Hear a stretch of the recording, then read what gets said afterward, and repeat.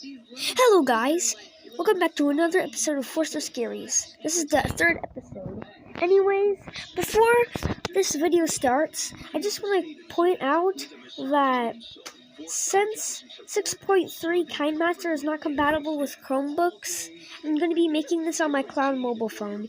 And it's the only option I have because my Moto E6, the phone I use to make my 2020 videos, if you did not know that, is dead and I need to charge it. So yeah, the charger's kind of messed up, so it's gonna be really hard. And also, I'm gonna have to free some storage on the phone to upload any episodes on that one. Anyways, now, like always, I don't not have an intro because I accidentally deleted it. Anyways, let's start. The first logo is Virgin Films. Now, let's do a backstory. Virgin Films was founded in 1980, and back in the 1980s, they made the movie The Great Rock and Roll Swindle, which if you know about the band that made it, then good job, you're a certified rock fan. Anyways, now, they're more infamous in the logo community for the 1984 logo that surprisingly plastered another logo on a movie, and the Logic Smash Capture is that exact plaster. And no, it's not a bad plaster, sadly. Anyways, they're more infamous for their logo in 1984 that has the band hitting the gong that eventually breaks, and there's an airplane that forms the Virgin logo. Anyways, in the 90s, they made their last known logo, which when they did, they changed their name to Virgin Vision. And then after they made that logo, MGM bought the company, and they still exist to this day, although they're not really active anymore. Now, let's look into this logo.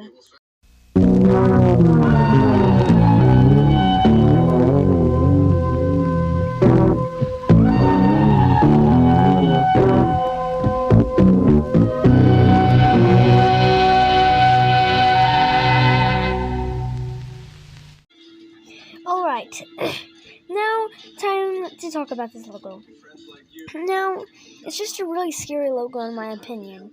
The first time I saw it, it was a long time ago, but it makes it at least one of my first, or one of my favorite logos. But anyways, now, it's a really nostalgic logo too, because I saw this logo a long time ago, and it was just really if you didn't know, I saw this logo back in September of 2020, which I'm waiting for September again so I can get orange juice more often. Anyways, now, it just gives off a weird vibe. It's just a really creepy vibe, if you know what I mean. The Virgin logo and the red text, combined with the music in the background with the distorted electric guitar, it's kind of really scary, honestly. But, yeah. It seems pretty tame to a lot of people, but it's just really scary to me. And I really get an uncomfortable feeling when I listen to this music at night, because it just gives off a weird vibe. It's just it just unnerves me, you know? It's kind of really scary. It's really scary. I'm not trying to be a logo kid, and no, if you are scared of a logo that other people are not scared of, you are not a logo kid. Do not worry. And if people say that, then really, they're basically a logo kid. Bro. Anyways, yeah. Let's go ahead and rate this logo. Alrighty, now, like I said, this is just a really unnerving logo to see at the nighttime, especially for if you're a little kid in the 80s, just playing random VHS tapes because you do not know what else to do. Say if you're like really young and like you see this could probably have freaked some people out back then. But yeah, since it was like they made only cult films, I would guess that only people that listen to Slipknot all day would probably see this more often. But I don't know. Well, Slipknot didn't exist in the 80s, but who cares? AC/DC still did. But anyways, it's just a really scary logo. It's just really unnerving. So this instantly gets a boost to 6, sadly. So it's a tie between men currently. So now, yeah, the color schemes combined with the music. Oh wow, music. The distorted guitar. This distorted guitar. D-I-S, distorted guitar. Yeah, distorted guitar. The most creepiest thing ever is a distorted guitar.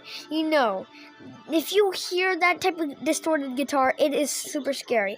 Unlike that one Army of Aliens song that I made called Eating Glass, which is distorted like heck, that is not scary. But in this case, it is pretty scary, despite the fact that it's an actual guitar that's playing and the noises it makes. I mean, wow. Like, this gets some time. Anyways, this next logo is not a, oh my gosh, I'm so traumatized that I need to go to the bathroom right now logo, but yeah. And like I said at the beginning of the video, you might be wondering, Fourster, why are you scared of a logo that is your favorite? Well, it's not really like a really scary logo. I just wanted to include it because it kind of freaked me out a bit. Like, I mean, it's also something that I do not want to see in the middle of the night. And by the way, the music is copyrighted, so I'm going to have to mute it. And I am going to talk about the music a bit, probably. And yes, it does use the Prestige logo be on the warning screen. So, just letting you know. I saw that in the comments of the VHS companies of the 80s video. I don't know. Anyways, now I don't have any backstory about this company. All I know is that it was a company from the 70s to the 80s that had 2 logos. Anyways, today we're going to look at their last logo used in the 80s. There's no date shown on the video or anything because it's a VHS company from the 80s video, and Little No Records doesn't really show the date on the videos anyways. So I honestly do not know what date the last logo was used or the 70s logo was even used. So yeah. Anyways, let's take a look at this logo. Also, can dogs eat VHS tapes? Wing, choo, choo, ding, choo, little, little, chee, down, choo, little, little,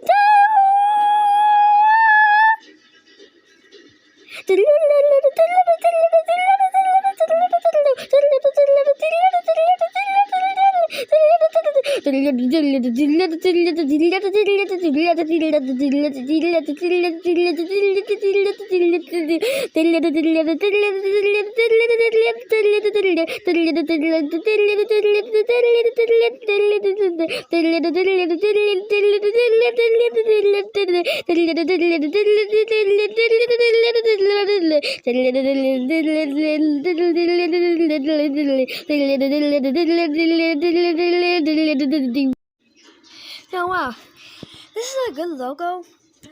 Yeah, it's just really creative. Plus, that's actually kind of a nice logo idea. A dog holding a VHS tape in its mouth. It's a kind of a really creative logo idea. I think it's really cool. I think so. That's the reason why it's my favorite logo, and the fact that dogs are so cute. And also, yeah, and basically, let's just get on to ranking this logo, because I don't have anything else to say other than, dang, that 70s logo is not really my favorite. Alright, now it's time to rate this logo.